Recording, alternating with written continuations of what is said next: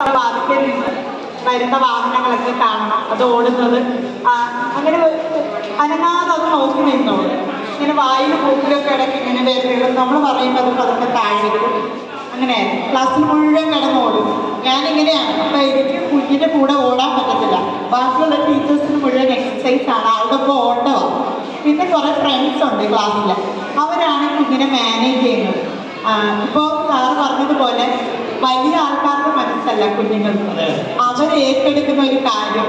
നമ്മൾ പറയത്തില്ലേ, ഇന്നത്തെ കുഞ്ഞുങ്ങളാണ് നാളത്തെ പൗരന്മാർ. അവർ ഏറ്റെടുക്കുന്ന ഒരു കാര്യം അവർ വളരെ ഭംഗിയായിട്ട് ആരും പറഞ്ഞു കൊടുക്കാതെ തിരിച്ചറിഞ്ഞ് ഏറ്റവും മികച്ച രീതിയിൽ കുഞ്ഞുങ്ങൾ അതിനെ അവർക്ക് വേണ്ട വിധം പ്രയോജനപ്പെടുന്ന രീതിയിൽ കൈകാര്യം ചെയ്ത് കൊടുക്കും. ബാത്റൂമിൽ പോകാനും ഭക്ഷണം കഴിക്കാനൊക്കെ കൂടെ കൂട്ടും.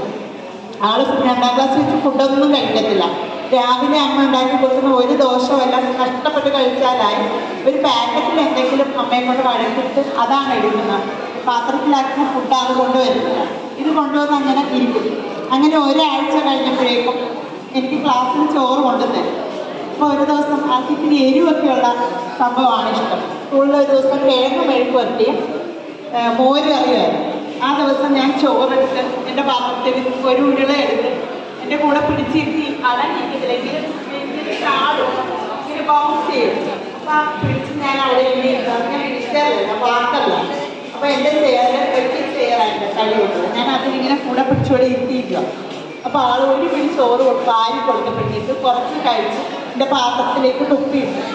ഞാനിപ്പോഴത്തെ സൈഡിൽ നിന്ന് എൻ്റെ ഒരു ഉരുള ഞാൻ വായി വെച്ച് കഴിച്ചപ്പോഴത്തേക്ക് കൂട്ടുകാരോട് ഞാൻ പറഞ്ഞു, എല്ലാവരും പറഞ്ഞു നല്ല ടേസ്റ്റ് ഉണ്ട്, അടിപൊളിയാണെന്ന് കാണിക്കാൻ പറഞ്ഞു.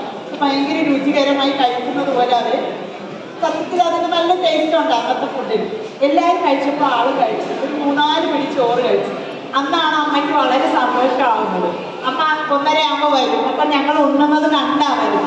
അപ്പം അമ്മ എന്നെ കെട്ടിപ്പിടിച്ച് നിറ കണ്ണുകളോടെ ടീച്ചർ അവർക്ക് വാരി കൊടുക്കാനുള്ള മനസ്സ് കാണത്തില്ലോ, വലിയ സന്തോഷം. ഞാൻ ആ പാത്രത്തിൽ തന്നെയാണ് ചോറും അവൻ തുപ്പിട്ടത് ഒരു വശത്ത് അങ്ങനെ കഴിക്കുന്നുണ്ട്.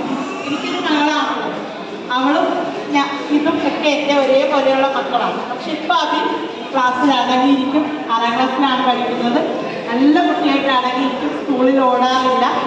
റായിനായിട്ടായൊക്കെ ടീച്ചർ എഴുതി കൊടുക്കുന്നതൊക്കെ കാണിക്കും. സ്കൂളിൽ എല്ലാവർക്കും നല്ല അഭിപ്രായമാണ്. ചില ദിവസങ്ങളിൽ മാത്രമേ ഉള്ളൂ ഓടുന്നത് അല്ലേ. ചില ദിവസം അവരുടെ മൂഡ് ചേഞ്ച് ചെയ്യും. അപ്പോഴേ ഉള്ളൂ അവർക്ക് താല്പര്യമുള്ള ആക്ടിവിറ്റീസ് ആണെങ്കിൽ അവർ അതെ. ഈ ഓട്ടം എന്ന് പറയുന്നത് മോൻ്റെ ഓട്ടം എന്ന് പറഞ്ഞില്ലേ, അപ്പോൾ അവരുടെ ആ പ്രായത്തിലുള്ള കുട്ടികൾ ശാരീരികമായി കുറച്ച് അധ്വാനിക്കണം, എനർജി കത്തിക്കണം. അപ്പോൾ അതിനുവേണ്ടിയിട്ടാണ് ഇപ്പോൾ അവൻ സൈക്കിൾ ചവിട്ടാൻ പറ്റുമെങ്കിൽ സൈക്കിൾ ചവിട്ടിക്കുക, അല്ലെങ്കിൽ വീട്ടിൽ കുറച്ച് ഓടിക്കുക, അങ്ങനെ ചെയ്താൽ ഒരു വർഷം ക്ലാസ്സിലാണെങ്കിരുന്നുള്ളൂ.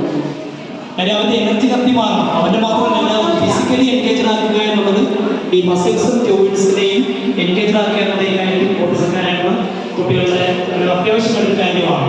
അവരുടെ മസിൽസും ജോയിൻസും എൻഗേജ് ആകണം. അവർ അതിനുള്ള അവസരവും ഉണ്ടാകണം. അവരെ കുടിക്കകത്ത് മാത്രമായി കഴിയും. വയ്യാത്ത കുഞ്ഞിനെ എന്ന് പറഞ്ഞ് നമ്മൾ കൂടുതൽ കരുതൽ കൊടുക്കരുത്. അവന് ബീച്ചിലോ എവിടെയാണോ നമ്മുടെ പരിസരത്ത് എവിടെയാണോ മൈതാനം ഉണ്ടെങ്കിൽ അവിടെ ഓടിക്കളിക്കാനൊക്കെ അവർ ഓടട്ടെ. ഓടുമ്പോൾ മസിൽസ് ജോയിൻസൊക്കെ കുറച്ച് റിലാക്സ് ആവും. അപ്പോൾ അവൻ ഈ പറഞ്ഞ ഹൈപ്പർ ആക്ടിവിറ്റീസ് ക്ലാസ്സിൽ വന്നിട്ടുള്ള ഓട്ടം ചിലപ്പോൾ കുറയും. അങ്ങനെ ഒരുപാട് പേർക്ക് ഒരുപാട് കുട്ടികളെ കണ്ടിട്ടുണ്ട്. നമ്മുടെ സുഹൃത്തുക്കളായിട്ടുള്ള ഒത്തിരി ആൾക്കാർ പഠിപ്പിക്കുന്നുണ്ട്. അപ്പോൾ പലതും ഇങ്ങനെയാണ് നമ്മൾ മുറിക്കത്തി എത്തുന്നതിനുള്ള പ്രശ്നം കൊണ്ട് കുട്ടികൾക്ക് ഒരു ഫിസിക്കലി എൻഗേജ് ആക്കണം. പിന്നെ ചേർത്ത് നിർത്തുക എന്നുള്ള കുഞ്ഞു ക്ലാസ് ഇപ്പോൾ മോഡി വർഷം 8ാം ക്ലാസ്സിലേക്കാണ്. 7ാം ക്ലാസ് വരെ നമ്മുടെ കുട്ടികൾ കൊണ്ടുനടക്കി. അപ്പോൾ നമുക്കൊരു ആശയം ഉണ്ടായത് ഹൈസ്കൂളിലേക്ക് പോകും, വലിയ സ്കൂള്, അതുവരെ കുറച്ച് കുട്ടികൾ മാത്രമുള്ള ക്ലാസ്. അവർ ക്ലാസ്സിൽ നിന്ന് ടീച്ചേഴ്സിൻ്റെ മാത്രം അവരും ചേരി, അത് വേറൊരു തലമാണ് 7ാം ക്ലാസ്സിൽ. പക്ഷെ 8ാം ക്ലാസ്സിൽ കിടക്കുമ്പോൾ കുട്ടികളുടെ ലെവലൊക്കെ ഒന്ന് മാറുകയാണ്. അപ്പോൾ നമുക്കൊരു ആശയമാണ് ഇതിനെ അംഗീകരിക്കാൻ കുട്ടികൾ തയ്യാറാകുമോ, പിള്ളേരുണ്ടാകുമോ. അങ്ങനെ ഞങ്ങൾ ആദ്യത്തെ ആശയമുള്ള ആശയമാണ്. വൈഫ് അവിടെ പോയി പുറത്ത് ഇരിക്കുമായിരുന്നു. പലപ്പോഴും ഉച്ചഭക്ഷണം കഴിച്ച് 2 മണി 3 മണിയൊക്കെ വിളിച്ചിട്ട് പോലുമായിരുന്നു.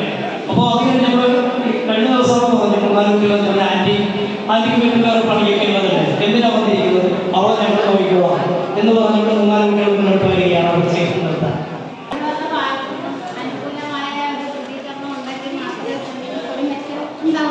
കേൾക്കുന്നില്ല.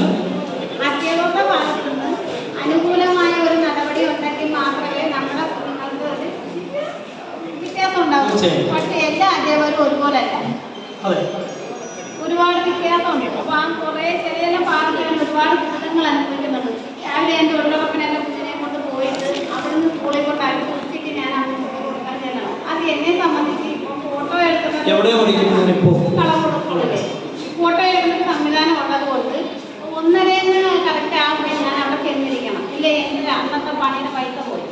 അപ്പോൾ ഈ 1:30 സമയത്ത് എനിക്ക് കുഞ്ഞിൻ്റെ അടുത്ത് ചെന്നിട്ട് തിരിച്ച് വരുമ്പോൾ 2 മണി 2:30 ആകും. അപ്പോൾ എൻ്റെ പണി അവിടെ പോവുക. അത് ഞാൻ എന്ത് ചെയ്യണമെന്ന് ഞാൻ അതേപോലോട് തന്നെ ചോദിക്കുന്നുണ്ട്. ഇവര് സ്കൂളിൽ വിടാതിരിക്കാൻ പറ്റത്തില്ല. ഈ സ്കൂൾ തുറന്നിട്ട് ഇവനെ 4 ദിവസം ഞാൻ വിട്ടിട്ടുള്ളൂ. അപ്പോൾ ഞാൻ ചോദിച്ചു, HM-നോട് ചോദിച്ചു, ഇവൻ്റെ തരത്തിലുള്ള കുഞ്ഞുങ്ങളുടെ ഒപ്പം ഇവൻ അവരുമായിട്ട് ഇടപെട്ടില്ല, പിന്നെ ഇവനെങ്ങനെ ശരിക്കും വിദ്യാഭ്യാസം അവർ 2016 ഭിന്നശേഷി അവകാശ നിയമമുണ്ട്. ഈ 2 നിയമത്തിന്റെ പിൻബലത്തിൽ കുട്ടിയെ സ്കൂളിൽ വിട്ടുകഴിഞ്ഞാൽ കുട്ടിയെ നോക്കേണ്ടത് അധ്യാപകർക്കാണ്. രക്ഷിതാവ് ചിന്തിക്കണം എന്നൊരു അധ്യാപകർ, അല്ലെങ്കിൽ ഈ കുട്ടിയെ വരുത്താൻ പറ്റില്ല, മറ്റുള്ളത് ബുദ്ധിമുട്ടാണ് എന്നൊരു അധ്യാപകർക്ക് പറയാൻ കഴിയില്ല. വിദ്യാഭ്യാസ അവകാശ നിയമം വളരെ ശക്തമായ നിയമമാണ്. ഭിന്നശേഷി നിയമം 2016 PWD ആക്ടിലെ കർശനമായ നിയമമാണ്. 2 നിയമത്തിന് പിൻബലമുണ്ട്. അപ്പോൾ അതിനെക്കുറിച്ച് അറിയില്ലാത്ത അധ്യാപകരാ പറയുന്നത്. ഇപ്പോൾ കുട്ടിയെ സ്കൂളിൽ ചില രക്ഷിതാക്കൾ വിളിക്കാമെന്ന് പറയാം, ഇങ്ങനെ കുട്ടിയെ സ്കൂളിൽ കൊണ്ടുവന്നപ്പോൾ സ്പെഷ്യൽ സ്കൂളിലേക്ക് കൊണ്ടുപോകാൻ പറഞ്ഞു, എന്തിനായി കൊണ്ടുവരുന്നതെന്ന് ചോദിച്ചു. ഞാൻ പറഞ്ഞു, നിങ്ങളുടെ കുട്ടിക്ക് അഡ്മിഷൻ തരാൻ കഴിയില്ല എന്ന് HM-നോട് എഴുതി വാങ്ങിക്കണം. എഴുതി വാങ്ങിച്ചാൽ മതി, ബാക്കിയായിട്ട് നമുക്ക് ചെയ്യാറുണ്ട്. പെരുമ്പാവൂർ സ്കൂളിൽ അങ്ങനെ